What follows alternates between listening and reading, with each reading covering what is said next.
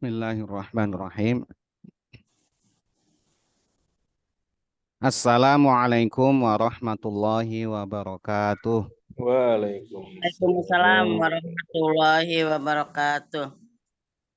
Alhamdulillahi rabbil alamin wa bihi nasta'in ala umurid dunya waddin.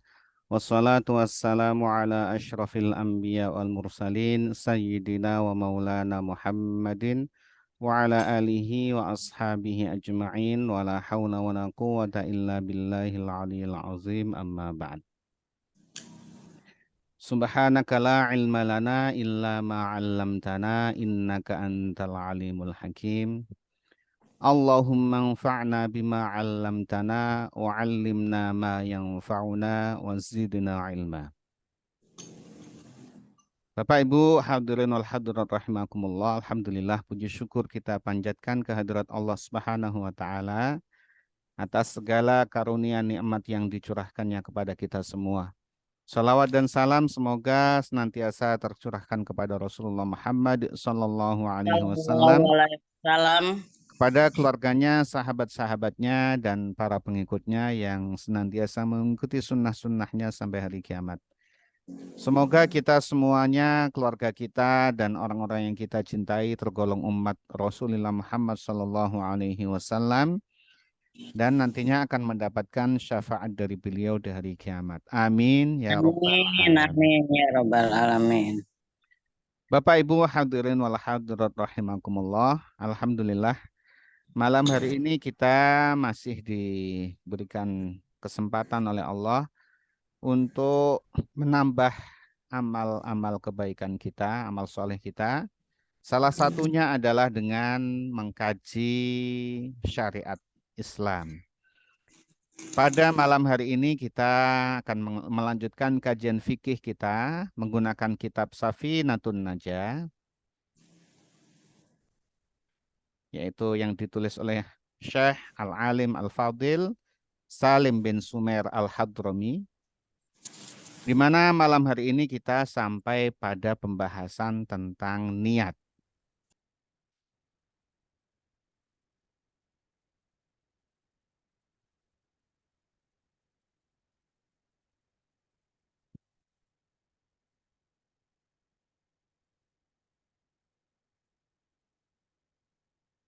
Bismillahirrahmanirrahim.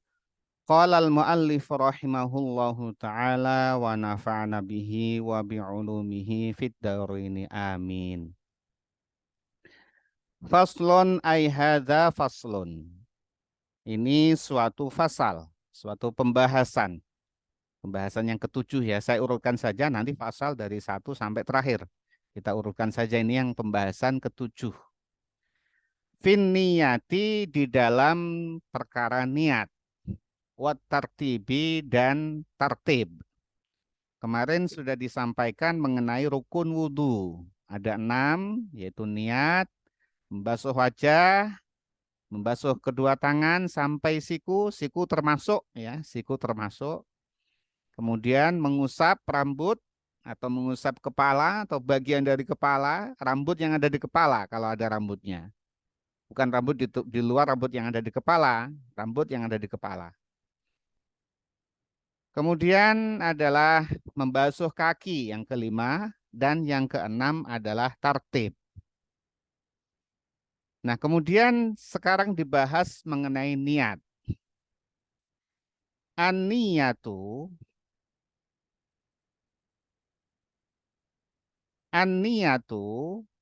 yang dinamakan dengan niat adalah qasdus syai'i, menyengaja sesuatu. Menyengaja sesuatu muqtaridan yang berkenaan atau berbarengan bifi'lihi dengan melakukannya. Menyengaja melakukan sesuatu yang dibarengi dengan actionnya, dibarengi dengan perbuatannya. Nah, ini adalah definisi dari niat. Jadi niat itu tidak cukup hanya dengan apa lintasan hati. Kalau hanya lintasan hati tidak dilakukan namanya azam. Jadi kalau kita hanya ingin saja tidak dilakukan itu belum dikatakan sebagai niat, itu masih azam. Dikatakan niat kalau sudah ada actionnya. Kayak kalau kita lagi duduk-duduk, saya ingin sedekah, tapi tidak ada action ya berarti belum niat, itu masih azam. Tapi kalau sudah saya niat sedekah, kita bangkit menuju ke tempat kita menyimpan sesuatu atau kita mengambil apa itu dompet kita, itu sudah dikatakan action, niat. Jadi niat itu menyengaja sesuatu dengan dibarengi dengan perbuatannya, awal perbuatannya. Kita niat mau sekolah dimulai dengan mendaftar, mengambil pendaftaran, itu sudah dikatakan niat. Tapi kalau kita mau niat, kita mau sekolah tapi belum melakukan apa-apa, ya berarti masih azam, ya niat. Maka kalau kita meniatkan untuk membasuh wudhu kemarin, maka niat kita menyengaja melakukan wudhu berbarengan saat kita membasuh muka kita. Jadi saat kita menaruh air di telapak tangan kita, ya, kemudian atau satu tapak atau dua tapak boleh. Yang penting airnya ada di dalam tapak kita, kemudian kita basuh ke muka kita, di dalam hati kita niat untuk wudhu. Itu niat. Wa mahalluha, tempatnya niat, al kolbu, ada di dalam hati. Niatnya itu ada di dalam hati. Sedangkan watalaffudhu, melafalkan biha dengan niat itu, melafalkan ucapan niat, sunnatun itu hukumnya sunnah. Dalam mazhab Syafi'i, mengucapkan niat hukumnya sunnah. Jadi tidak harus, namanya sunnah, tidak harus. Tidak juga tidak apa-apa. Maksudnya talafud, mengucapkan, ya, melafalkan niat itu di mulut kita, agar hati kita siap, agar hati kita bisa menghadirkan niat itu. Kadang-kadang kalau tidak diucapkan dengan lisan, hati kita melayang kemana-mana. Kita wudhu tapi hati melayang kemana-mana. Hati-hati seperti itu, nanti tidak termasuk niat, maka wudhu kita menjadi tidak sah. Maka kemudian nawaitul wudu'a, misalkan kita wudhu, nawaitul wudu'a liraf'il hadatsil asghari, ya, lillahi ta'ala. Atau fardal lillahi ta'ala. Kita wudhu bareng. Tetapi mulut itu tadi, mengucapkan di mulut tadi itu bukan rukunnya di situ. Rukunnya ada di dalam hati. Jadi nawaitul wudu'a, tapi hatinya itu yang niat. Nawaitul wudu'a. Supaya kita fokus. Nah, itu maksudnya dari talafud adalah menghadirkan niat itu supaya hati kita lebih lebih fokus dengan niat itu. Wa waktuha, dan waktunya niat inda ghusli awwali juz'in, ketika membasuh permulaan bagian minal wajhi, dari wajah. Ini ya disebutkan ketika ini masih kaitan dengan wudhu, ya, waktu niat adalah ketika kita memulai membasuh bagian dari wajah kita, bukan saat kita cuci tangan. Kita cuci tangan, hati nawaitul wudu'a itu mendahului itu niatnya. Niatnya kita mendahului nawaitul wudu'a cuci tangan, karena bukan rukun itu, cuci tangan itu sunnah. Nah, ini. Tapi kalau melafalkan tadi boleh, itu kan belum niat.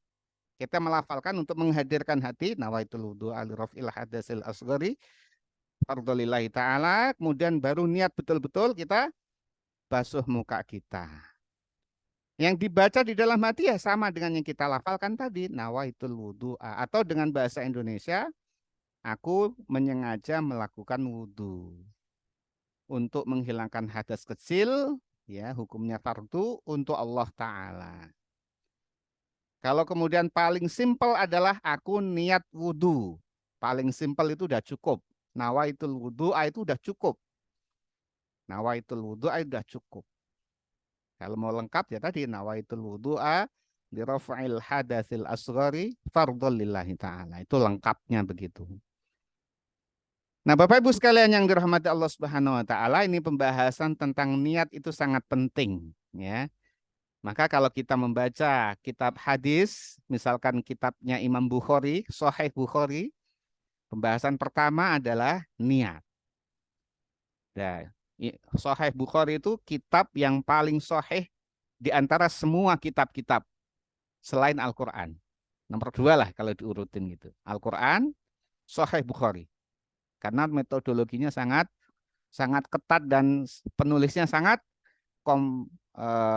kompeten. Ya, Imam Bukhari ya. Itu menempatkan niat pada pembahasan pertamanya. Hadis yang tentang niat itu. Kemudian Imam Nawawi. Ada tiga kitabnya Imam Nawawi. Yang tiga-tiganya dimulai dengan niat. Yang pertama, Riyadhus Shalihin. Ya. Yang pertama, Riyadhus Shalihin. Yang kedua, Arba'in Nawawi. Yang ketiga, Al-Adhkar.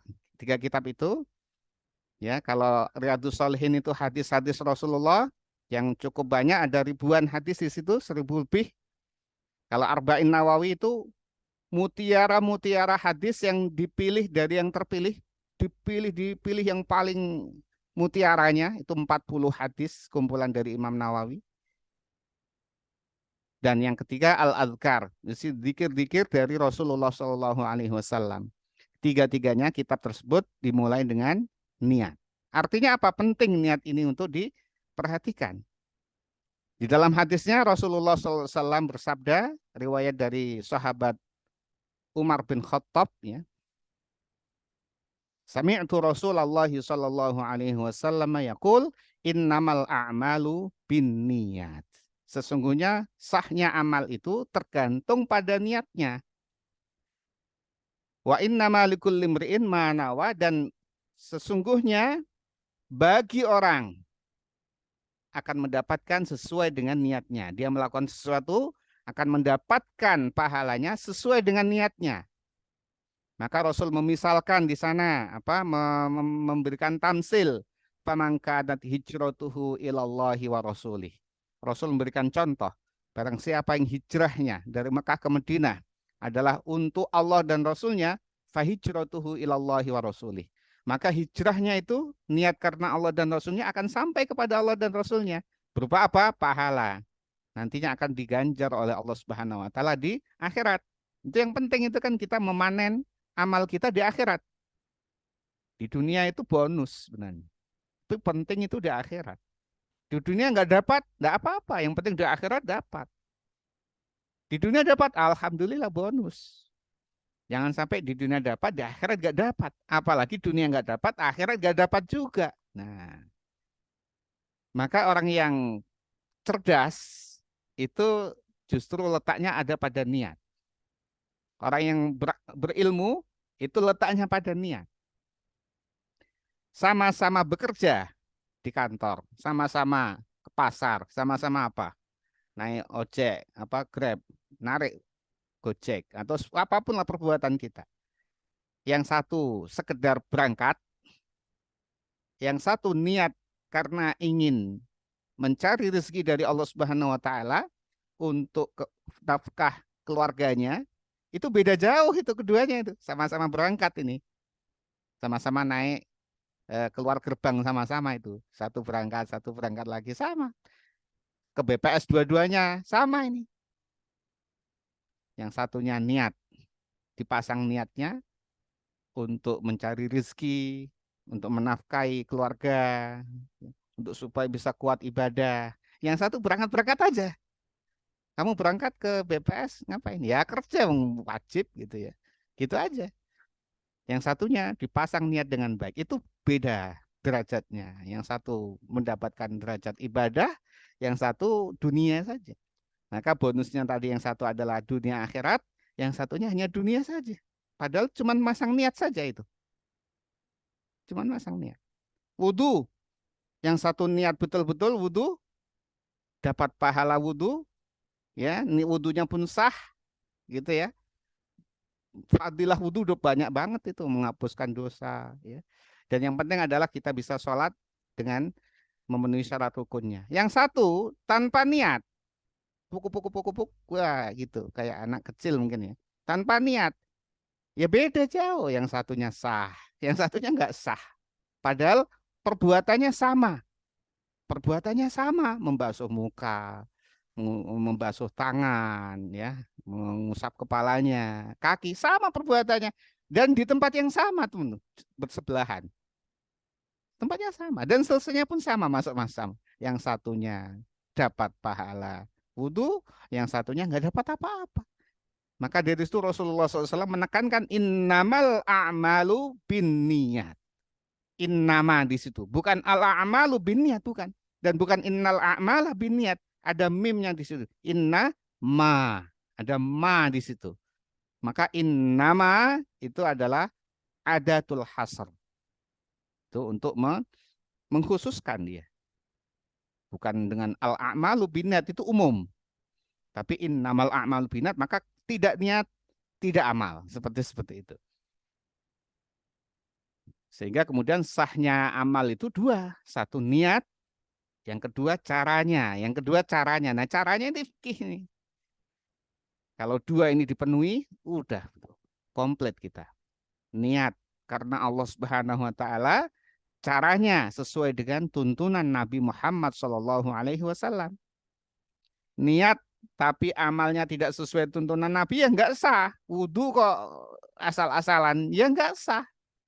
Basuh mukanya nggak jelas, basuh mukanya pukul-pukul, hanya hidungnya saja dibasuh sama ininya, atau matanya saja begitu ya. Meskipun niat wudhu, tapi caranya tidak sesuai dengan tuntunan agama, ya tidak sah. Jadi dua-duanya ini, niat dan caranya. Niat itu adalah amal qalbi, ya, al-amal al-qalbiyah, itu amal hati, kemudian amal zahir adalah fikihnya ini. Cara-cara, tata caranya itu. Dua-duanya harus kita jalankan. Sekali lagi, niat ini sangat penting sekali. Kemudian Rasul memisalkan, melanjutkan, faman kadat hijratuhu lidunya yusibuha awim ra'atin yang kihuha fahijratuhu ila ma hajara ilai. Sebaliknya orang yang hijrah ke dari Mekah ke Madinah karena dunia, karena ingin dunia. Kenapa? Oh, nanti bisa saja di Mekah dia kurang dapat job, di Mekah dia biasa-biasa saja, ya. Barangkali ketika ke Madinah, barangkali nanti bisa berdagang, bisa bercocok tanam. Ini yang orang-orang beda kan orang-orang baik nih. Saya mau ikut ke Madinah, tapi supaya nanti bisa bekerja. Atau aumraatin yang kihuha, atau karena ada seseorang wanita yang ada di Madinah, hijrah ke Madinah, dia pengen nikahin wanita itu, dia hijrah ke Madinah. Fahijratuhu ila ma hajara ilai. Maka hijrahnya itu pahalanya hanya sebatas yang diniatkan saja. Itu untuk dunia atau perempuan. Sudah dapat dunia, sudah dapat perempuan, selesai. Nggak sampai Allah dan Rasulnya. Tidak akan mendapatkan pahala dari Allah Subhanahu wa ta'ala. Padahal amalnya sama. Amalnya sama. Berjalan dari Mekah ke Madinah. Sama ini. Abu Qais itu ya. Sama dia jalan ke Mekah ke Madinah. Sedangkan sahabat-sahabat yang ikhlas, ya, Abu Bakar, Umar, meninggalkan semuanya di Mekah karena Allah dan Rasulnya. Sama-sama ke Madinah, tapi berbeda. Abu Qais karena ingin menikahi Ummu Qais, ya, Muhajir Ummu Qais namanya itu, yang hijrah itu untuk menikahi Ummu Qais, bukan Abu Qais. Muhajir Ummu Qais, Muhajir Ummi Qais. Namanya Ummi Qais, seorang wanita muslimah hijrah ke Madinah, ada laki-laki yang suka kepadanya, ternyata menolak untuk menikah dengannya. Ya, kalau mau menikah ya hijrah. Maka dia hijrah ke sana karena mau menikah sama Ummu Qais. Maka yang dapatkan ya wanita itu. Ya, dia tidak mendapatkan pahala. Jadi sama-sama beramal tapi berbeda niat, berbeda yang dia dapatkan. Makanya Imam Syafi'i menetapkan yang pertama niat. Sedangkan imam yang lain belum, nggak ada niat. Maka kalau mazhab yang lain ini perluasannya, mazhab yang lain itu tidak ada memasang niat, tidak memasang niat itu. Karena konteks teks dari apanya? Dari ayat itu ya, ya ayyuhalladzina amanu idza kumtum ilas salati faghsilu wujuhakum. Langsung faghsilu wujuhakum, langsung membasuh muka. Nah, makanya kemudian tidak menaruh niat itu di nomor satu. Sedangkan Imam Syafi'i menaruh di nomor satunya niat itu berdasarkan hadis tadi itu. Ya, yang benar yang mana ya sama-sama punya dasar ya, sama-sama punya dasar. Karena kita mengikuti Imam Syafi'i, ya kita niat gitu.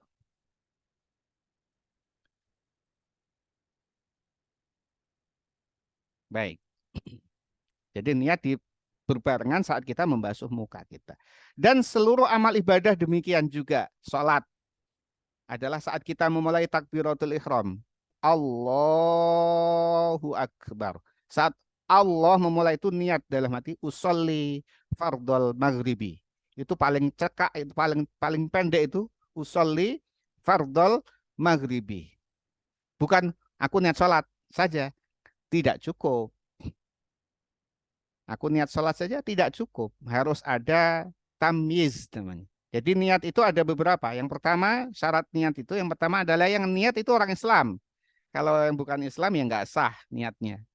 Yang kedua harus muayyan, harus tertentu, jelas. Yang ini niat apa ini? Niat sholat, sholat apa? Sholat maghrib. Supaya membedakan sholat isya, sholat duhur, dan seterusnya. Jadi usolli fardol maghribi itu paling pendek. Lengkapnya ya ditambahin. Kalau mau lengkap usolli fardol maghribi salah sarokaatin mustaqbilal qiblati adaan imaman lillahi ta'ala atau makmuman lillahi ta'ala. Itu lengkapnya begitu. Tapi kalau cukup pendek saja usolli fardol maghribi lillahi ta'ala. Udah cukup. Dan itu saat kita takbiratul ihram. Bukan saat kita duduk-duduk soli gitu enggak ya atau kita berdiri itu belum harus Allahu Akbar karena muktarinan bifi'li berbarengan dengan rukun pertama yang dilakukan. Salat itu rukun pertamanya adalah takbiratul ihram. Haji itu ada niatnya itu saat di mikot ya. Jadi niat dihitung niat itu saat di mikot. Kalau baru di rumah dari sini namanya azam tadi masih azam. Nah, kecuali puasa. Puasa itu tidak bisa bareng. Puasa itu mau dibarengkan ya repot. Karena puasa itu mulainya adalah saat terbit fajar. Kalau kita pasangnya di situ, bisa aja nanti lewat di situ. Puasa fardu itu harus dipasang di malam hari niatnya. Itu khusus puasa. Selainnya adalah saat berbarengan dengan amal kita. Baik, kemudian kita lanjutkan. Wat tartibu. Pembahasan berikutnya adalah tartib. Apa itu tartib? Allah yuqaddama. Hendaklah tidak didahulukan. Ini apa ini? Tertib maksudnya adalah tidak mendahulukan. Kalau saya mengatakan tidaklah didahulukan. Udwun itu satu anggota tubuh ala udwin pada tubuh anggota tubuh yang lain. Yaitu saat kita wudhu itu urut tidak mendahulukan setelahnya harus urut dari satu 2 3 4 5 itu namanya tertib. Kalau 1 3 4 2 5 itu tidak tertib namanya. Tertib itu 1 2 habis muka, tangan, kemudian kepala, kaki itu tertib. Ya, Allah yuqaddama udwun ala udwin. Nah, tertib ini itu sebenarnya hanya di madhab Syafi'i. Jadi yang rukun yang keenam dari wudhu itu tartib. Yang keenam ini tartib. Karena kita tidak ketemukan di teks-teks fikih madhab yang lain menyebutkan tartib. Sehingga mereka bisa tidak tertib. Boleh. Karena tidak ada memasang tertibnya. Tetapi kita kalau sulit menjumpai orang wudhu tidak tertib kan begitu ya. Orang wudhu selalu akan tertib. Jadi dia tertib meskipun tidak menyebutkan tertib itu sebagai rukun. Maka ini salah satu keunggulan dari mazhab Syafi'i itu adalah salah satu keunggulannya itu memasang tertib yang ternyata semuanya tertib. secara praktek itu semua kalau wudhu ya habis muka ya tangan. Kalau muka terus kepala baru tangan itu tidak tertib. Karena itu menggunakan wa ya. Menggunakan kalau di Al-Qur'an itu menggunakan wawu. Wawu itu ya litartib. Kalau pembahasan dasarnya litartib bisa atau kemudian bersamaan tidak harus siapa yang duluan. Misalnya saya dan Pak Suko datang ke musola. Kalau teksnya seperti itu, saya dan Pak Suko datang ke musola, bisa Pak Suko dulu, bisa saya dulu, tapi tidak ada jeda, tidak lama gitu. Artinya nempel Pak Suko dan saya. Bisa saya duluan Pak Suko, baru atau Pak Suko saya. Tidak masalah itu. Tapi kalau saya kemudian, nah itu jelas tertib itu. Saya kemudian Pak Suko itu jelas saya duluan. Tapi kalau saya dan Pak Suko itu bisa, ya makanya itu kemudian diartikan itu tidak harus tertib menurut mazhab yang lain. Sedangkan mazhab Syafi'i tertib harus. Maka kalau saya dan Pak Suko menurut kaidah bahasa yang dipakai oleh Imam Syafi'i di sini, saya dan Pak Suko ya saya dulu baru Pak Suko. Meskipun tidak terpisah, tapi tetap saya dulu dan Pak Suko. Maka kalau sambutan-sambutan biasa kan didulukan siapa dulu ya kan gitu. Boleh nggak diacak-acak gitu? Ya boleh-boleh saja sih, tapi kan bagaimana gitu ya. Pak Presiden, di situ ada Pak Menteri, ada Gubernur, ada Pak Kades. Pak Kades dulu, yang terhormat Pak Kades, Pak Gubernur, kemudian yang saya hormati Pak Presiden ya. Maksudnya nggak apa-apa, nggak akan dihukum lah ya, nggak akan kemudian dipenjara nggak. Tapi kan kita ini ya biasanya akan Pak Presiden, bahkan sampai ditulis dulu Presiden dulu baru urut gitu ya. Nah demikian ya. Ya Bapak Ibu sekalian yang dirahmati Allah Subhanahu Wa Taala, kita lanjutkan atau cukup ini udah jam 7, kita cukupkan saja ya.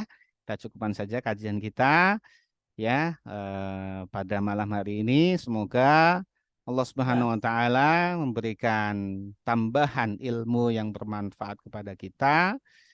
Kemudian kita diampuni dosa-dosa kita, diberikan rezeki yang halal, berkah, urusan kita semua dimudahkan, dan kita semua nanti wafat dalam kondisi husnul khotimah. Amin ya Rabbal. Amin. Ya Rabbal.